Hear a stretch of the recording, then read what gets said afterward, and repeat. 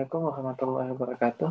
Nah, kita akan kembali melanjutkan mengenai kekonvergenan untuk deret. Kalau di pertemuan hari ini kita akan membahas deret yang mana suku-sukunya terdiri dari sebagiannya bilangan positif, sebagiannya bilangan negatif. Sebenarnya kan kita bisa aja kan klasifikasikan deret tadi bahwa ada deret yang positif semua gitu kan ya. Kemudian ada deret yang positif negatif, kemudian juga ada deret yang negatif semua. Kalau misalkan deret tadi negatif semuanya, maka karakteristik dari deret yang semuanya negatif itu sama dengan karakteristik dari deret yang semuanya positif. Yang membedakannya hanya hasilnya saja, nanti hasilnya berupa bilangan positif atau bilangan negatif gitu aja. Tapi sebenarnya karakteristiknya sama. Jadi kalau menjumlahkan bilangan positif dan menjumlahkan semuanya bilangan negatif, itu hasilnya akan sama, hanya beda tanda doang kan gitu. Makanya kita nggak bahas deret negatif. Nah, yang beda itu adalah deret yang tandanya berganti-ganti. Jadi dalam artian bisa aja tadi sebagian positif, sebagian negatif. Nah, kita akan bahas mengenai kekonvergenan dari deret yang semacam ini. Kita mulai dari definisinya dulu tentu saja ya. Jadi secara umum kita bisa dapatkan deret ganti tanda itu yang semacam ini kan ya. Suku pertama dikurang suku kedua tambah suku ketiga dikurang suku keempat dengan suku AN-nya itu positif semua, sehingga ya tandanya ada yang positif, ada yang negatif gitu kan untuk deret di sini. Dan kita sedang melakukan penjumlahan. Contohnya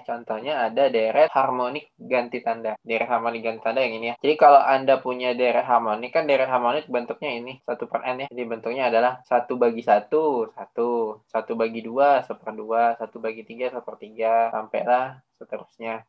Nah, kalau misalkan semuanya positif, itu kita sebutnya deret harmonik. Kalau ada yang positif, ada yang negatif, kita sebut sebagai deret harmonik ganti tanda. Kemudian kita ingin mengetahui apakah suatu deret ya yang sebagiannya positif, sebagiannya negatif ini adalah deret yang kalau dijumlahkan hasilnya nanti tertentu menjadi suatu bilangan atau menjadi tak hingga. Ya, kita ingin memastikan ke sana hasilnya konvergen enggak. Nah, untuk mengetahui hasilnya konvergen atau enggak, ya kita tentu perlu beberapa teknik untuk menguji. Nah, yang pertama kita punya uji deret ganti tanda. Uji deret ganti tanda ini artinya deretnya harus berbentuk plus minus gitu. Nah, untuk memastikan apabila suatu deret tadi konvergen atau tidak, maka yang perlu Anda periksa ada dua. Yang pertama yang harus Anda cek, apakah suku ke N lebih besar dari suku ke N plus 1, atau dengan kata lain, barisannya ini mengecil. Kemudian Anda juga perlu memeriksa limit ketak hingganya. Jadi limit ketak hingga dari suku ke N apakah 0. Kalau ternyata dua kondisi ini terpenuhi,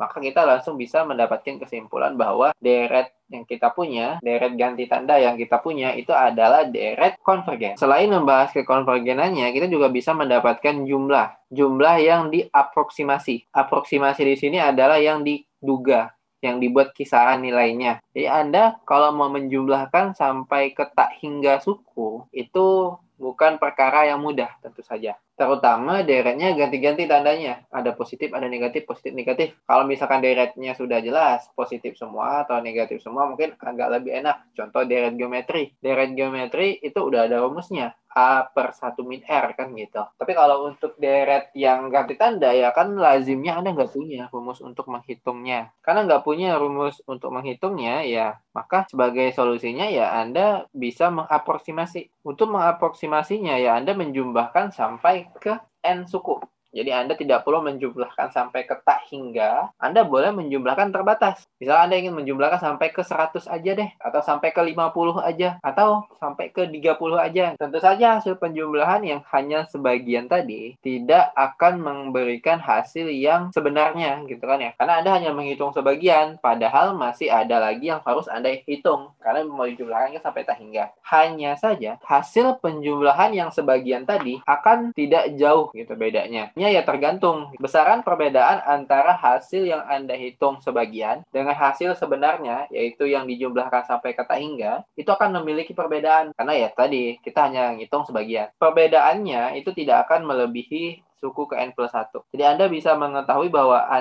kayaknya nih hasil hitungan saya bedanya dengan hasil sebenarnya nggak akan lebih dari ini. Jadi Anda bisa tahu bahwa galat atau error atau kesalahan hitung yang Anda buat itu tidak akan besar. Gitu. Anda bisa memastikan sebesar apa kesalahan hitung yang Anda buat. Nah, itu salah satu keuntungan ya. Jadi Anda bisa mengaproksimasi atau membuat dugaan bahwa nilainya berapa tanpa perlu menghitung sampai ke tak hingga suku. Oke, sebagai contoh di sini kita akan memeriksa kekonvergenan dari deret ganti tanda yang dibahas di awal, yaitu deret harmonik ganti tanda. Kita akan memeriksa apakah ini deret yang konvergen atau tidak. So, kita akan periksa itu. Kemudian ya, kita juga akan mencari, kita harus jumlahin sampai berapa agar kita kesalahannya tidak akan lebih dari 0,01. Oke, yang pertama ada ini. Kita harus mengecek bahwa ini adalah deret yang konvergen. Untuk memeriksa atau memastikan apakah ini deret konvergen atau tidak, ya kita tahu bahwa bentuk di sini itu adalah bentuk barisan. Barisannya adalah barisan yang dalam bentuk seper N ya. Sebagaimana yang telah Anda ketahui bahwa antara N dan juga N plus 1, karena kita bahaskan AN dengan AN plus 1 ya. Antara N dan N plus 1 itu jelas yang lebih besar adalah N ditambah 1 dong ya. Kita tahu itu. Yang ditambah 1 jelas lebih besar dari yang nggak ditambah 1. Kemudian kalau misalkan kita butuhnya seper, maka 1 dibagi N dengan 1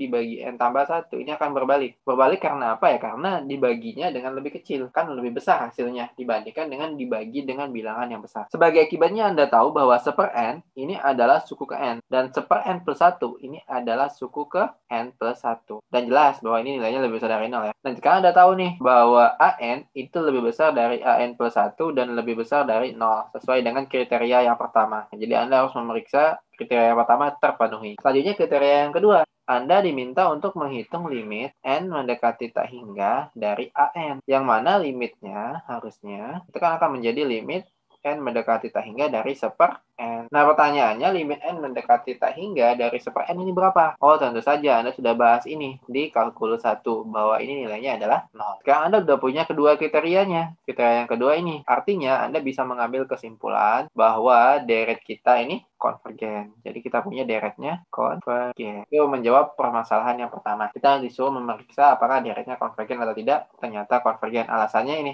Suku ke N lebih besar dari suku ke N plus 1 dan limitnya ternyata 0. Artinya deretnya konvergen. Ini yang A. Permasalahan yang kedua adalah Anda diminta untuk menentukan kita perlu berapa suku agar selisih ya. Agar besaran nilai yang kita taksir dengan nilai yang sebenarnya itu tidak akan melebihi 0,01. Nah, kita udah tahu bahwa selisih antara hasil hitung yang sebenarnya yang sampai ke tak hingga dengan hasil hitung yang hanya sampai ke N suku itu tidak akan pernah melebihi AN plus 1.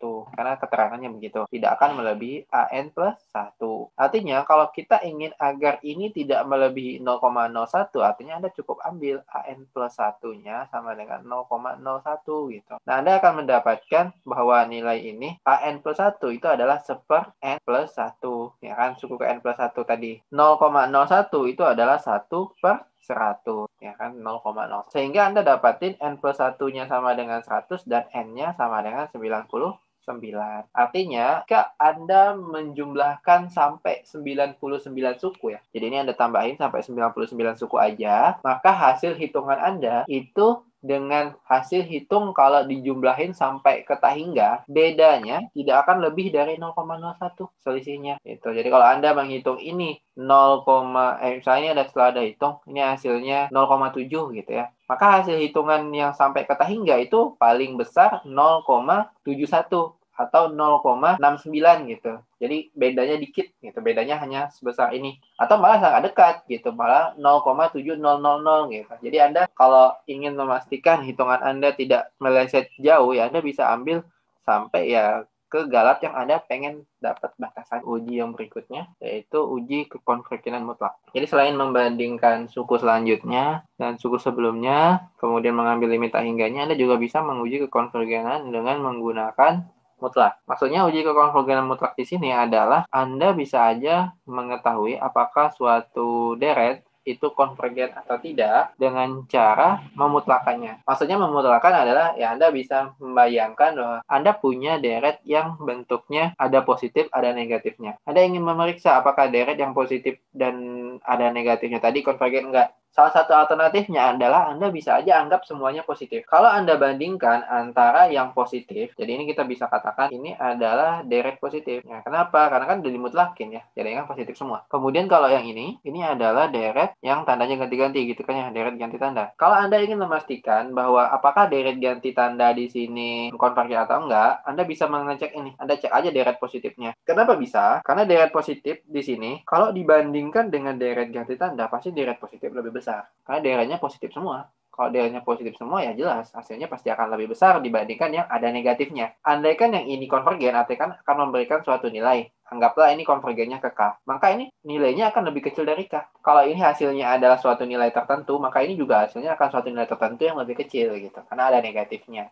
Ilustrasinya begitu. Jadi kita bisa aja memastikan deret yang tandanya berubah-ubah, apakah konvergen atau tidak, dengan cara mengecek yang positifnya aja. Sebagai contoh, di sini kita punya bentuk yang begini. Ini kan ada sigma dari n sama dengan 1 sampai tak hingga, kosinus dari n faktorial dibagi n kuadrat. Ini kayak agak merepotkan gitu kan ya. Pertama kita perlu mastiin dulu, ini deretnya deret positif, deret negatif, atau deret ganti tanda. Di sini jelas, kalau n kuadrat, n-nya kan dari 1 sampai tak hingga. 1 sampai tak hingga kan semuanya bilangan positif.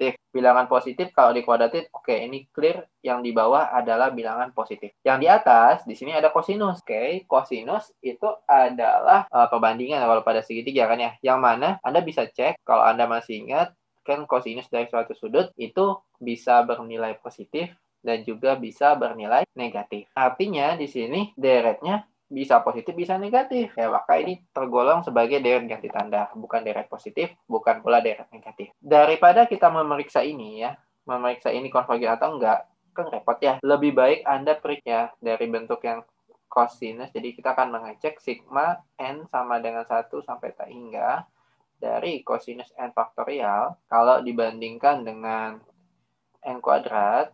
Nah, ini akan konvergen atau enggak. Jadi sekarang kita tidak mengecek ini, tapi ngeceknya yang ini, yang positif. Cuma jadi permasalahan lagi. Sekalipun di sini kita udah buat semuanya positif, tapi ini kan bentuknya masih tidak teratur gitu. Secara kosinus kan angkanya memang naik turun gitu. Dan kita butuhnya itu perhitungan yang agak enak lah. Kalau ini kan kosinus, oh nanti bisa 0, sekian, bisa turun, bisa naik lagi gitu. Meskipun n kuadrat jelas akan membesar terus. Agak merepotkan menghitung jumlah ini juga ternyata. Karena menjumlahkan kosinus kan agak susah ya. Kalau gitu kita harus mendapatkan teknik yang lain untuk mengetahui apakah ini konvergen atau tidak. Tapi kita udah tahu kan ya, ini kan positif ya pastinya. Maka kita bisa mengecek ini akan konvergen atau tidak menggunakan uji deret positif. Uji deret positif. Salah satu uji yang bisa kita pakai untuk kasus semacam ini adalah Anda bisa pakai uji banding. Jadi untuk menghitung ini, Anda tinggal menemukan sebuah deret lainnya harus lebih besar dari ini. Gitu. Anda harus menemukan deret lain yang lebih besar dari ini, sehingga ya hasil deret lain tadi konvergen. Anda tinggal cari deret lain yang konvergen, yang bentuknya lebih besar dari ini. Nah, kita tahu bahwa mutlak dari n kuadrat, ini kan akan tetap n kuadrat ya. Karena pada dasarnya n kuadratnya bilangan positif. Cuma di sini, kita juga bisa menaksir bahwa nilai kosinus, sekalipun di situ kosinus n faktorial, nilainya kan naik turun ya. Nah, Anda tentu sudah tahu, Anda udah belajar dari SMA, sinus ataupun kosinus itu nilainya paling besar 1, paling kecil negatif 1, gitu kan ya. Dan kita juga tahu bahwa kalaupun dimutlakin, nilai ini tetap paling besarnya adalah 1. Gitu. Jadi di sini kita punya hubungan begini. Ini deret yang tandanya berubah-ubah ya. Jadi deret ganti tanda. Karena nggak bisa menguji ini, kita uji deret positifnya. Nah, untuk menguji deret positifnya, kita pakai uji banding, yaitu mendapatkan deret lain. Deret lain ini konvergen nggak? Nah, untuk memeriksa apakah seper n kuadrat konvergen atau enggak, kita pakai uji yang lain lagi, yaitu kita pakai uji integral.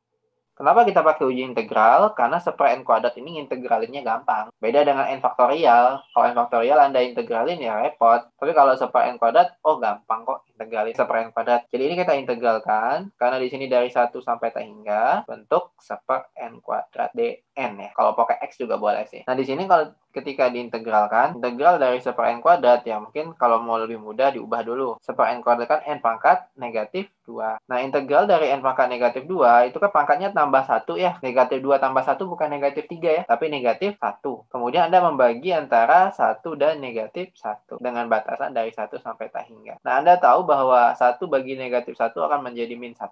N pangkat min 1 itu artinya seper n dengan nilainya dari tak hingga sampai 1. Nah sekarang Anda tinggal masukin tak hingga, kurangin dengan masukin 1. Ini kalau dimasukin tak hingga, min 1 bagi tak hingga hasilnya akan 0. Dikurangi dengan masukin 1 ke sini. Min 1 bagi 1. Oh, hasilnya min 1. Maka ini nilainya adalah 1. Berdasarkan uji integral yang udah kita bahas, kalau ternyata hasil hitungan menggunakan integralnya konvergen, maka deret kita adalah deret konvergen. Berdasarkan uji banding, ya, jadi di sini kita punya kesimpulannya, berdasarkan uji integral, sigma dari n sama dengan 1 sampai tak hingga untuk seper n kuadrat ini konvergen. Ya, dasar uji integral nih, karena hasilnya konvergen. Kemudian, karena yang ini ya, karena sigma n sama dengan 1 sampai tak hingga seper n kuadrat konvergen, dan berdasarkan uji banding ya, uji banding. Kalau kita pakai uji banding, kita bandingkan ini dengan ini kan. Karena ininya konvergen, artinya ya sigma yang kita punya yang kosinus yang positif, ya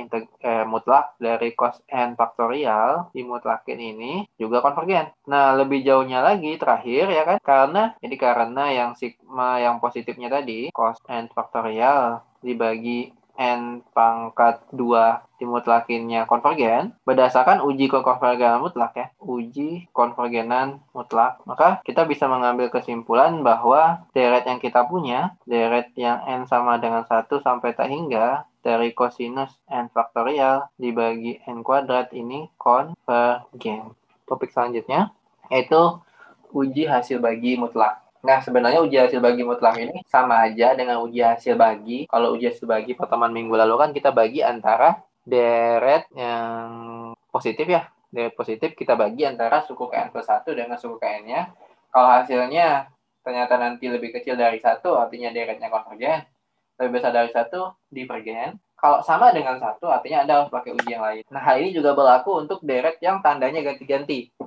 Tapi Anda mutlakkan dulu.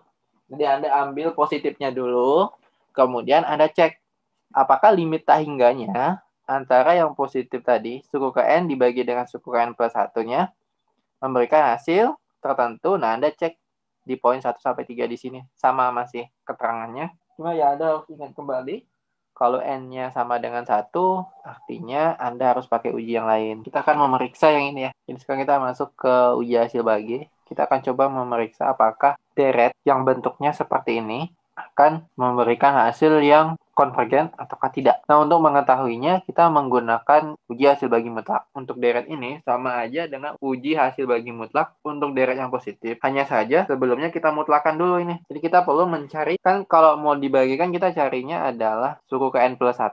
Ini mau kita bagi dengan suku ke N. Hanya saja kita butuhnya, karena di sini deretnya bisa positif negatif ya. Karena negatif 1 kan kalau dipangkatin kan kadang positif, kadang negatif ya. Tergantung pangkatnya. Kalau pangkatnya ganjil, artinya negatif. Kalau pangkatnya genap, hasilnya positif. Nah, maka kita perlu mutlakin. Nah, ini kalau setelah dimutlakin, ini kan negatif 1 dipangkat ya. Negatif 1 dipangkat, itu kalau dimutlakin, hasilnya akan menjadi selalu positif 1 aja. Karena kalau dipangkatin kan cuma ganti negatif, positif, pada hasil semuanya kan 1 aja gitu. Nah, kalau dimutlakin ya hasilnya akan jadi 1 doang. Nah, yang membedakan di sini. Di sini kan 3 pangkat, kalau untuk N plus 1 jadinya 3 pangkat N plus 1. Begitu pula dengan N faktorial di sini, kalau ke N plus 1 jadinya N plus 1 faktorial. Yang ini juga jadi 3 pangkat N dibagi N faktorial, karena suku ke N doang. Nah, yang mau kita periksa bukan berapa hasil ini, tapi berapa hasil dari limit N mendekati tak terhingga dari pembagian ini. Pembagian antara UN plus 1 dan UN. Yang mana UN plus 1-nya ini 3. Ini 1 dikali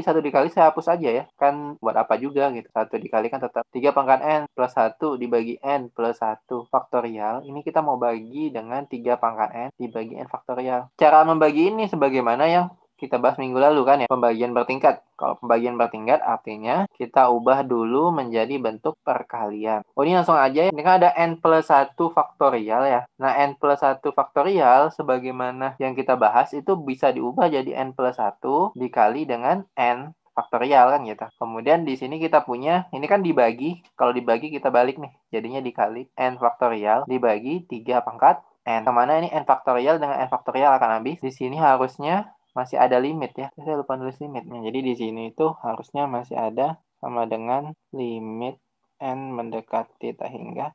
Di sini juga sama. Saya masih ada limit N mendekati tak hingga.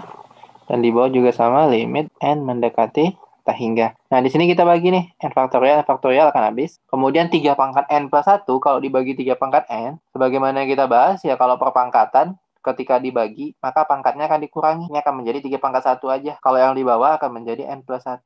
Hasil ini harusnya kita udah bisa tahu dong. Kalau N-nya tak hingga, N ketika tambah 1 ya tetap tak hingga. 3 kalau dibagi tak hingga itu akan mendekati 0. Jadi di sini kita dapat bahwa hasil bagi antara mutlak suku ke N plus 1 dibagi suku ke N adalah 0. Berdasarkan uji hasil bagi mutlak, kalau hasilnya lebih kecil dari 1, ya kan 0 kan lebih kecil dari 1 ya, maka kita bisa menyimpulkan bahwa deretnya konvergen. Jadi kesimpulan kita ya adalah sigma dari N sama dengan 1 sampai hingga min 1 pangkat N plus 1 dikali 3 pangkat N dibagi N faktorial ini konvergen. Jadi pada dasarnya kita ingin mengecek itu sih, konvergen ataukah tidak. Kira-kira seperti itu. Baik, kalau misalkan tidak ada yang bertanya, paling saya akan nambahkan sedikit lagi, yaitu mengenai konvergen bersyarat. Jadi ini bukan pengujian, ini hanya sebuah istilah yang perlu Anda ketahui. Kita punya istilah untuk suatu deret, yang mana deret tersebut ketika dibentuk dalam bentuk deret ganti tanda ya, yang mana suku-suku barisannya sama. Jadi kita punya suku-suku barisan, kemudian suku-suku barisan tadi dibentuk menjadi deret. Ketika deretnya dalam bentuk deret ganti tanda, itu konvergen. Sedangkan deret positifnya, jadi ini yang kayak gini. Ini kita dalam kasus kali ini, ini adalah deret ganti tanda ya. Deret ganti tandanya konvergen. Jadi ada deret yang positif negatif gitu. Ternyata hasilnya konvergen. Tetapi deret yang dimutlakin, yaitu deret positif. Nah, deret positifnya divergen. Maka itu kita sebut sebagai konvergen bersyarat. Jadi, ketika tandanya berganti-ganti, positif, negatif, kan dia memang mengecil ya.